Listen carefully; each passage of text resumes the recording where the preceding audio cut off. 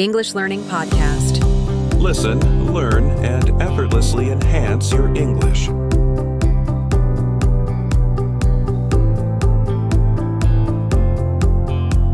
Hello, everyone, and welcome back to English Learning Podcastt. I'm Aisha, your host for today, and I'm truly excited to be here with you. Whether you're a new listener joining us for the first time, or one of our regular English learners, I want to give you a warm welcome. This is your space to grow, learn, and feel more confident using English every single day. Just a quick reminder before we begin. We upload a brand new English learning episode every day. That's right, you'll find lessons, tips, and real-life English examples that will help you become more fluent, confident, and comfortable in your English journey. So, if you haven't already, go ahead and subscribe to the podcast and turn on your notifications so you never miss an episode. Today's focus: understanding. Fast native English. In today's episode, we're going to talk about something that every English learner experiences at some point, and that is the challenge of understanding native speakers when they speak fast. Now tell me, have you ever watched a movie in English or listened to a podcast and thought, wait, what did they just say? It's like all the words are flying by so quickly that you don't even have time to understand one sentence before they're already on to the next. You might feel like you're catching just a few words here and there, but missing the full meaning. If that sounds familiar, don't worry, you're not alone. This is a very common part of the English learning process, and the good news is you can absolutely overcome it. Why does fast English feel so fast? Understanding fast native English speakers can often feel like trying to catch a moving train. It's going fast, and unless you're prepared and trained to jump on, you might feel left behind. But let me tell you a little secret. It's not that native speakers are intentionally speaking too quickly to confuse you. It's not that you're bad at English. It's simply the natural rhythm of spoken English. In school or in your textbooks, you probably learned English in a slower, clearer, more structured way. Your teacher might have said things like, "What are you doing?" "I am going to the store." "Did you eat lunch?" But when a native speaker says those same sentences in real life, especially during casual or emotional conversation, they sound very different. "What you doing?" "I'm going to go to the store." "Did you eat lunch?" Your brain needs time to adjust. What's happening here is that native speakers are using connected speech, contractions, and blended sounds. And unless your ears are trained to hear those patterns, your brain doesn't recognize the words fast enough. Think of it like a puzzle. If someone gives you each piece slowly and one by one, it's easy to see how they fit together. But if someone throws all the pieces at you at once, it feels overwhelming. So here's what we're going to do in today's episode. Break down the common patterns that make fast English hard to catch. Practice recognizing and repeating connected speech. Give you exercises that you can do every day to improve your listening skills. By the end of this episode, you'll not only understand why fast English sounds the way it does, you'll also feel more prepared to catch it in conversations, videos, podcasts, and real-life interactions. What is connected speech? Let's start with something super important. Connected speech. This is one of the biggest reasons English sounds so fast. In connected speech, words flow together, and sounds are dropped, changed, or added between words to make speaking faster and smoother. For example, do you want to eat? Do you want to eat? Could you help me out? Could you help me out? I'm going to see her. I'm going to see her.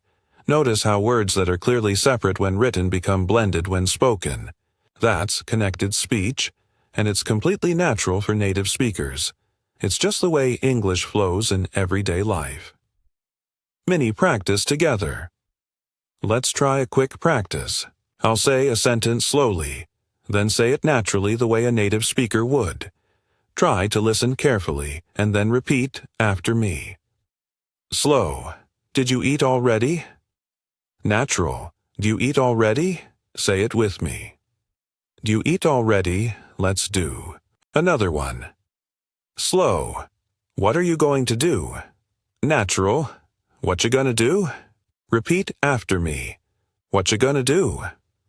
The first time, it might sound strange or even confusing, but with practice, your brain will start recognizing the musical rhythm of these phrases. That rhythm is a big part of what makes English sound fluent. Why you might know the words but still not understand. You might be thinking, but Aisha, I know these words. Why don't I understand them when native speakers talk? Great question. It's because hearing the words and recognizing them quickly in real time are two different skills. In real life, you don't have time to pause and translate. Your brain needs to instantly recognize phrases, especially when they're said quickly, and that recognition takes training and repetition. That's why the best way to improve is to listen to real English every single day and to repeat what you hear. Just like learning a song or a dance move, the more you repeat it, the easier it becomes. So now that you know what connected speech is, let's go a bit deeper. Sometimes you'll notice that not only do words blend together, but some sounds disappear completely. And that's okay. That's part of how English speakers make their conversations flow naturally. Take this sentence. I want to go.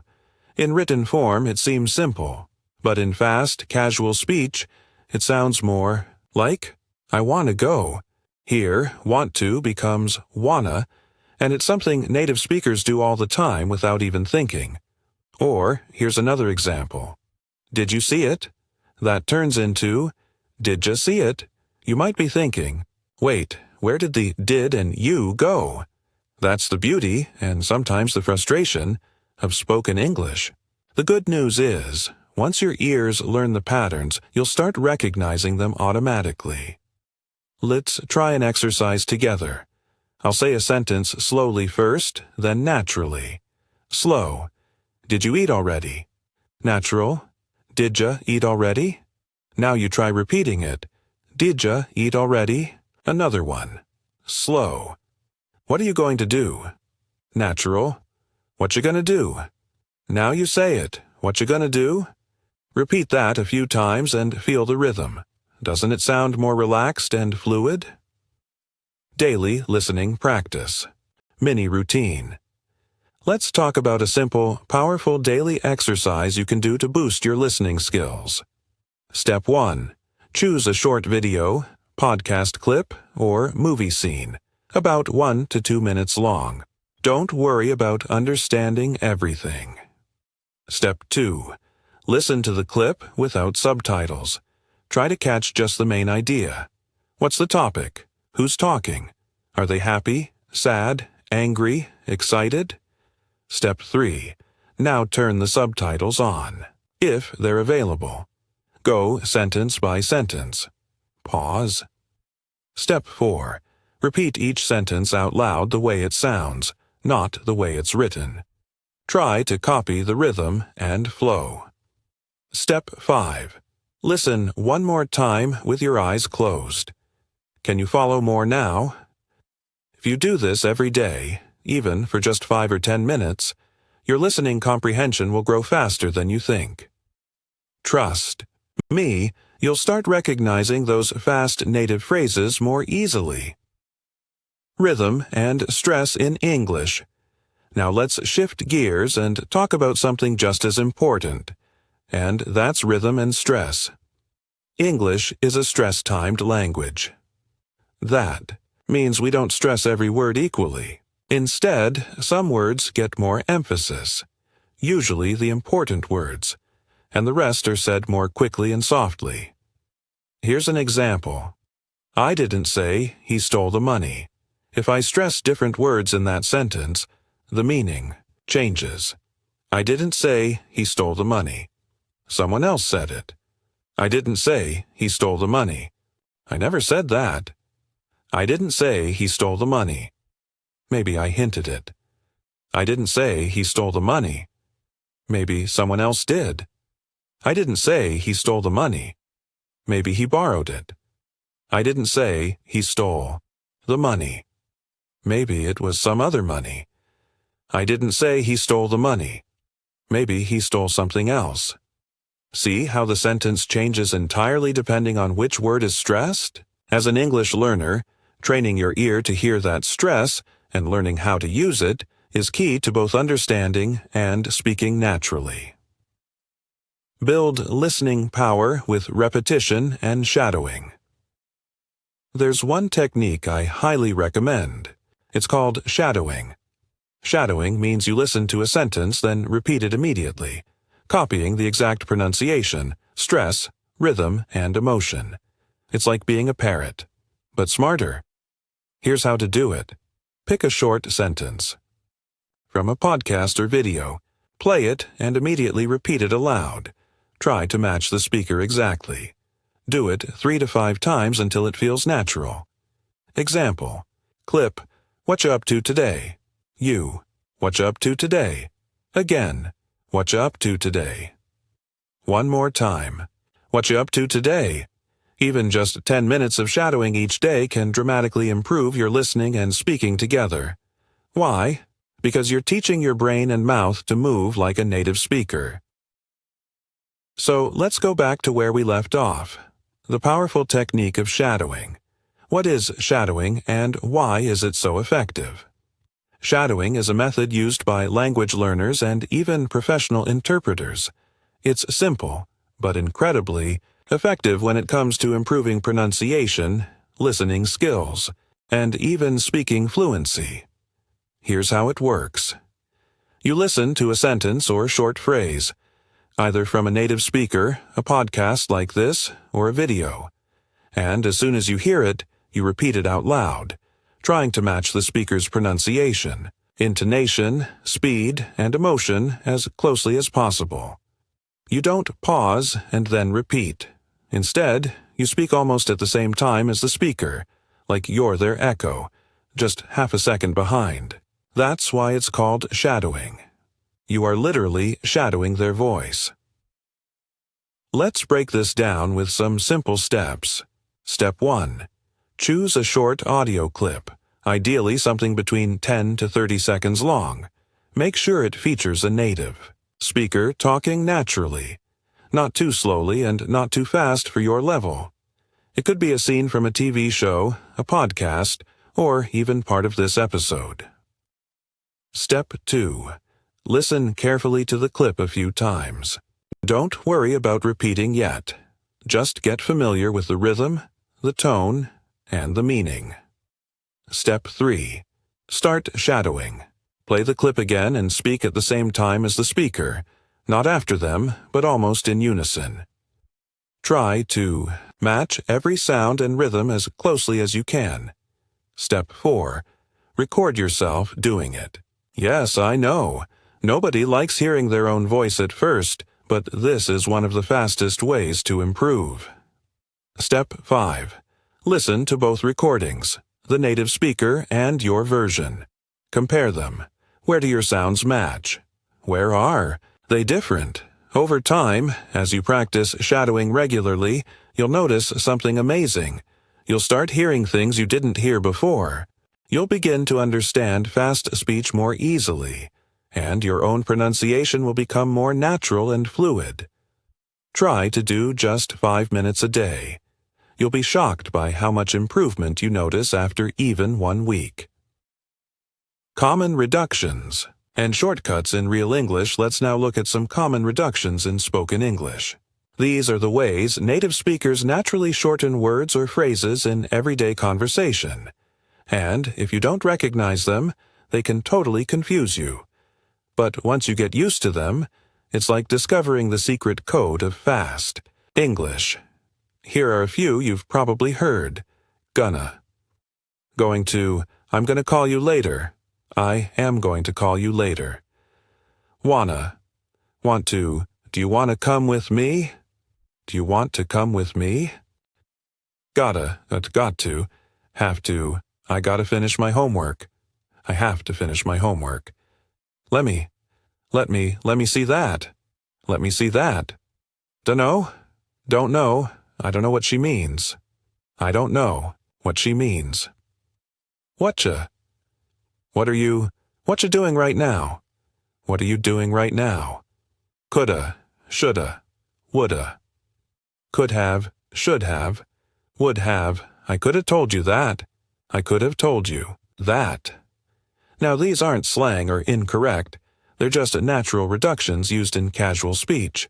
You'll hear them in movies, music, TV shows, and real conversations all the time. Let's do a quick challenge.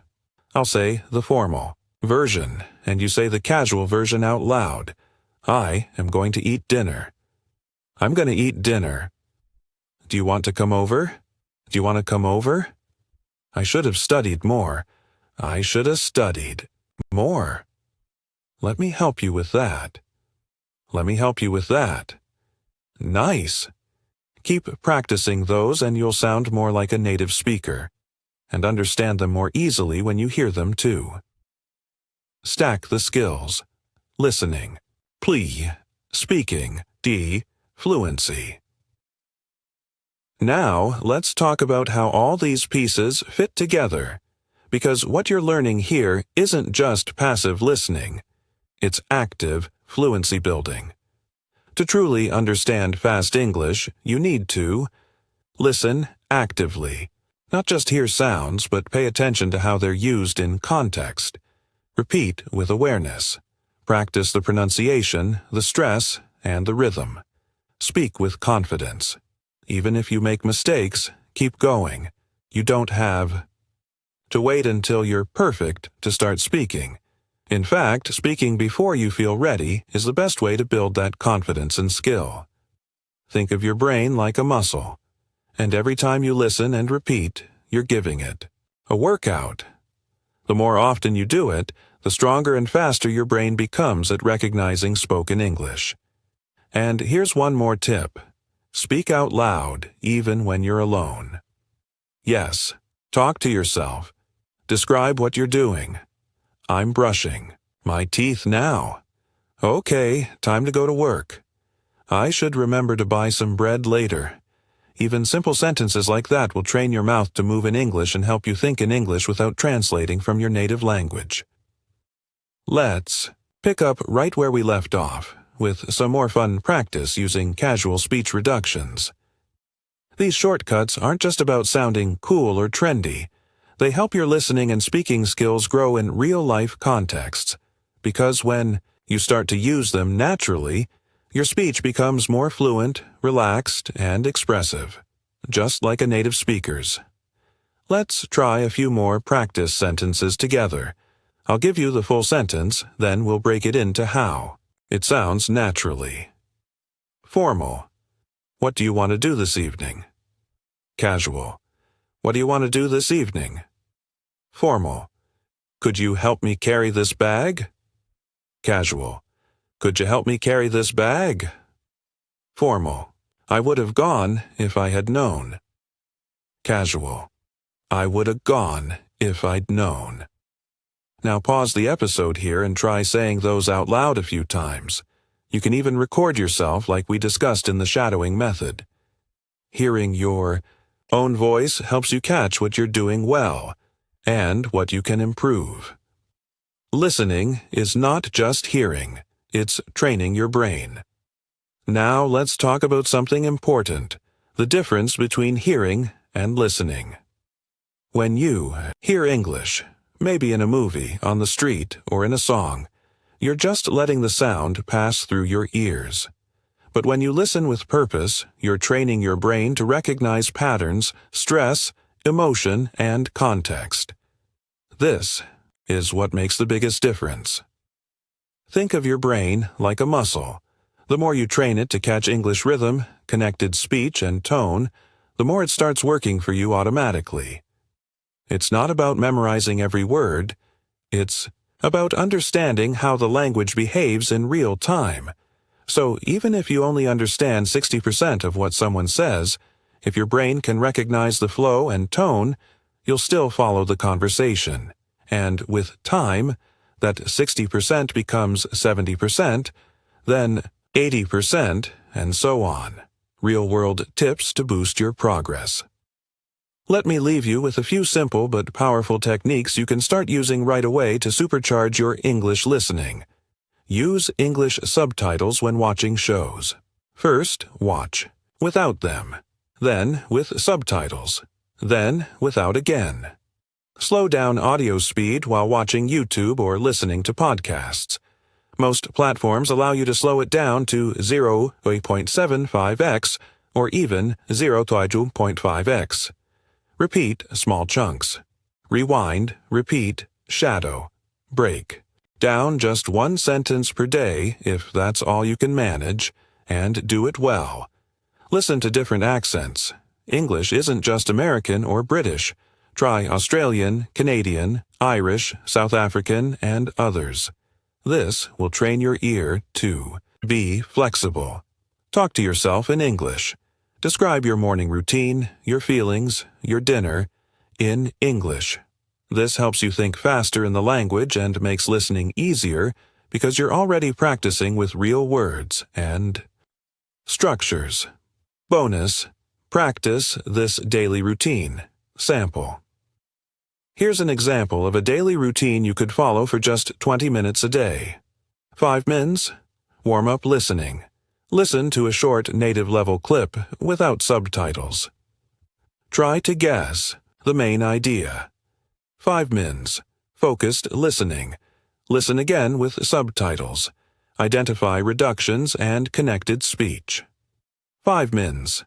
Shadowing. Repeat each sentence out loud. Record and compare if you can. 5 mins. Speaking practice. Summarize the clip out loud in your own words. Try to mimic the rhythm and tone. It's short, it's doable, and it builds real skills. The key is consistency. Final thoughts from Aisha. All right, friend, you've done something amazing today. You didn't just learn about English, you practiced it. You explored rhythm, tone, connected speech, and listening strategies that will take you one step closer to fluency. And don't forget, it's okay to feel challenged. It's okay to rewind 10 times. That's how you grow. I'm so proud of you for showing up today.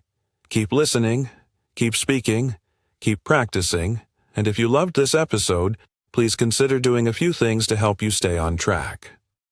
Subscribe to the Podcastt so you never miss a new episode. Leave a review if this helped you.